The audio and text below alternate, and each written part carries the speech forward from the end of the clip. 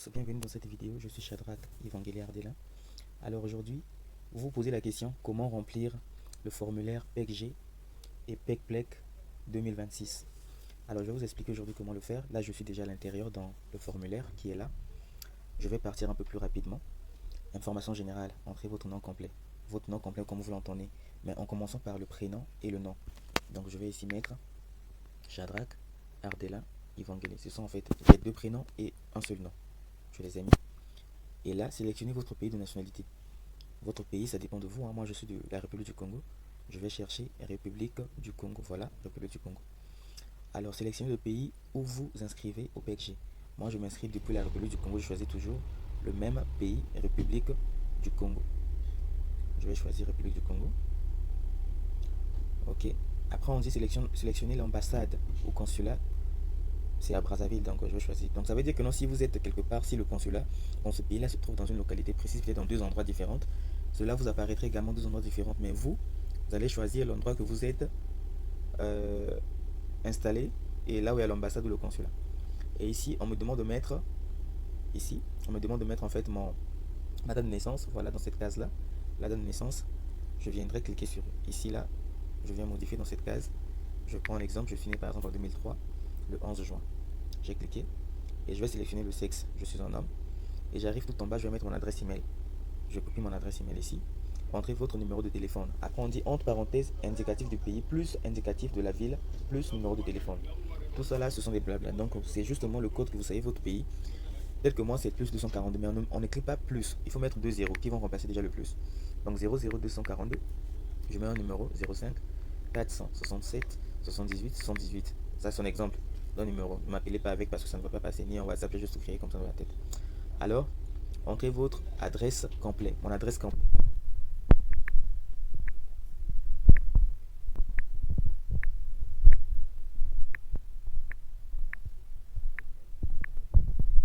C'est compris la région là où vous vous trouvez. Entrez le nom de votre mère. En commençant toujours par le prénom. Donc, ma mère, elle s'appelle Joséphine. Je vais mettre Joséphine. Claudine. Et voilà, le nom, son nom, en fait, est Yetina. Yetina, je mets. Alors, combien de frères et sœurs avez-vous? Moi, déjà pour savoir, nous sommes nés 5. Donc, il n'y a que, je dirais comment, il n'y a que des garçons. Donc, on n'a pas de sœurs, nous sommes que des frères en fait. Donc, je vais choisir le nombre exact à laquelle que nous sommes, sans que moi je ne puisse être à l'intérieur. Parce que ici, on dit 1 à 2, 1 ou 2, 3 à 5. Si vous choisissez 3 à 5, tel que moi dans mon cas, je choisis 3 à 5, pourquoi? Parce que j'ai 4 frères. Plus moi-même, ça fait 5. Cela ne veut pas dire que je vais choisir 5 à cause du nombre en fait. Non. Je prends un exemple. Si nous étions au nombre de 6, je n'allais pas choisir de 6 à 10. Pourquoi? Justement parce que on compte justement les frères et sœurs que vous avez. Pas toi inclus à l'intérieur. Donc ça veut dire que non, quant à mon cas, je vais choisir de 3 à 4. C'est fini. Et de 3 à 5 plutôt. Combien de vos frères et sœurs étudient à l'étranger? J'en ai 0 qui étudie à l'étranger, personne. On dit est-ce qu'un membre de votre famille, frères et sœurs, cousins, est ou a été étudiant au PECG? Je n'ai pas eu, je mets non. Un membre de votre famille demande-t-il ou tel le PECG cette année? Non, j'en connais pas qui demande. Lorsqu'on parle de votre famille là, c'est juste votre cercle, comment dirais-je, fraternel, frères, sœurs et tout, ceux qui sont aux alentours de vous. On parle pas des cousins et des cousines qui sont éloignés et tout. Préférence de ville. Y a-t-il un choix de préférence où vous préférez vivre? Moi je dirais non. Selon moi je mets non. Si vous voulez en fait, vous pouvez mettre oui pour plus de précision. Si vous avez peut-être une ville en tête, vous sélectionnez dans quelle ville du Brésil préférez-vous vivre. Sélectionnez par exemple ici, je prends Barreiras, ainsi de suite. Donc vous avez pratiquement 3 ou 4 sélections à faire. Ça dépend de vous. Dès que j'ai cliqué, qu'est-ce que je fais? J'ai cliqué sur le 5, je clique sur la pointe. Là on voit que bon, j'ai sélectionné 4 éléments. Et pourquoi préférez-vous vivre dans cette ville ou dans ces villes? J'ai un membre de ma famille, mon garant financier y habite. Mon garant financier exige que je vive dans cette ville. Je souhaite étudier dans un établissement situé dans ces villes. Donc ça dépend de votre choix. Si vous voulez tel que moi, là je vais justement cliquer ici là. Sinon, tout compte fait, moi mon choix est porté sur non.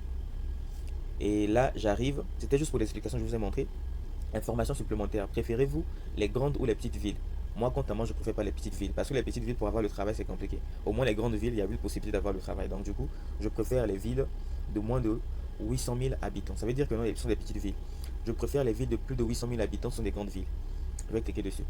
Déjà, j'ai une soeur à moi qui est là-bas, au Brésil.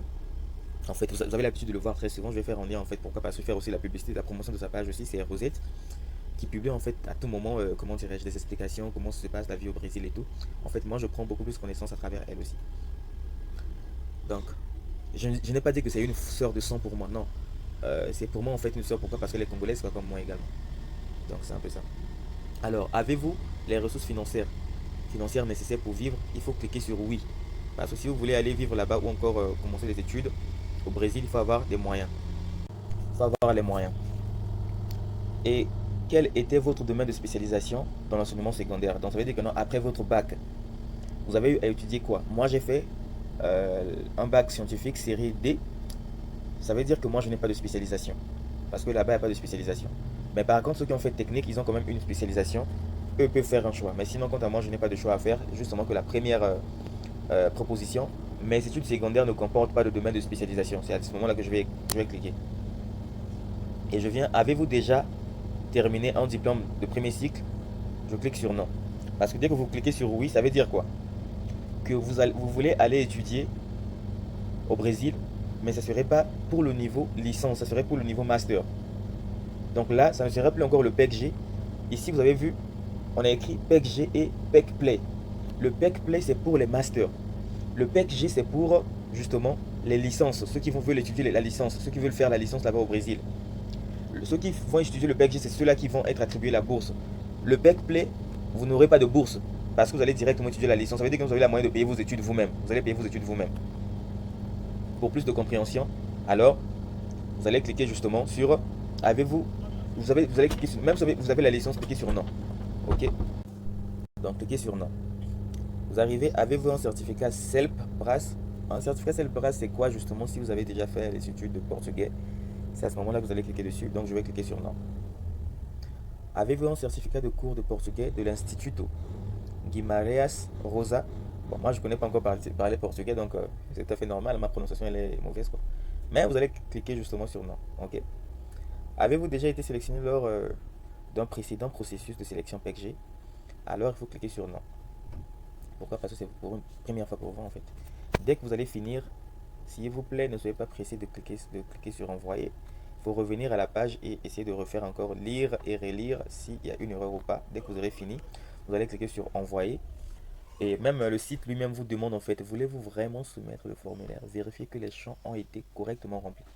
Donc, on vous demande de revérifier d'abord en premier. Si c'est bon, vous cliquez sur oui. Si c'est pas encore bon, vous cliquez sur non et puis vous revérifiez. Si c'est bon, vous cliquez oui.